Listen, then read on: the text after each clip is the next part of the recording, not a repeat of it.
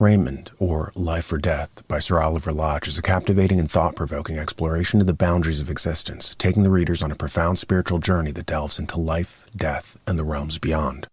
It's a true account of Raymond Lodge, the son of the famous world-renowned physicist Sir Oliver Lodge. In a digression, Sir Oliver Lodge also served as president of the London-based Society for Psychical Research from 1901 to 1903. The book opens with letters from 21-year-old Raymond, who had enlisted in World War I. He wrote to family and friends back home his experiences of war, the toll it took on fellow soldiers, and some of the horrors he witnessed. After Raymond succumbs to injuries, however, he passes over to the other side. Thus opens his communication with his physicist father, and the paradigm shift in his worldview that ensued. Sample. This book is named after my son who was killed in the war. It is divided into 3 parts. In the first part, some idea of the kind of life lived and the spirit shown by any number of youths fully engaged in civil occupations who joined for service when war broke out and went to the front is illustrated by extracts from his letters. The object of this portion is to engender a friendly feeling towards the writer of the letters, so that whatever more has to be said in the sequel may not have the inevitable dullness of details concerning an entire stranger. This is the sole object of this portion. The letters are not supposed to be remarkable. Though as a picture of part of the life at the front during the 1915 phase of the war, they are interesting.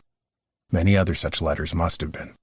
The second part gives specimens of what at present are considered by most people unusual communications, though these again are in many respects of an ordinary type, and will be recognized as such by many other bereaved persons who have had similar messages. In a few particulars indeed, those here quoted have rather special features by reason of the assistance given by the group of my friends on the other side who had closely studied the subject.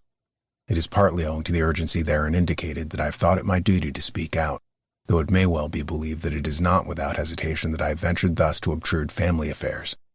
I should not have done so were it not that the amount of premature and unnatural bereavement at the present time is so appalling that the pain caused by exposing one's own sorrow and its alleviation to possible scoffers becomes almost negligible in view of the service which it is legitimate to hope may thus be rendered to mourners, if they can derive comfort by learning that communication across the gulf is possible.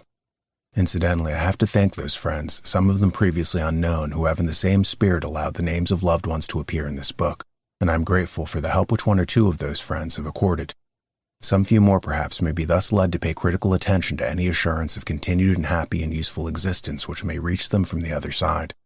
The third part of the book is of a more expository character, and is designed to help people in general to realize that the subject is not the bugbear which ignorance and prejudice have made it, that it belongs to a coherent system of thought full of new facts of which continued study is necessary, that it is subject to a law and order of its own, and that though comparatively in its infancy it is a genuine branch of psychological science.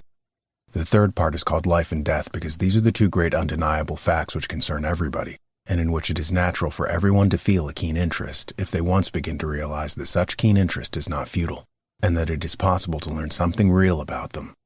It may be willingly admitted that these chapters are inadequate to the magnitude of the subject, but it is hoped that they are of a useful introductory character. The memoriam chapter of Part 1 is no doubt chiefly of interest to family and friends, but everybody is very friendly, and under the circumstances it will be excused.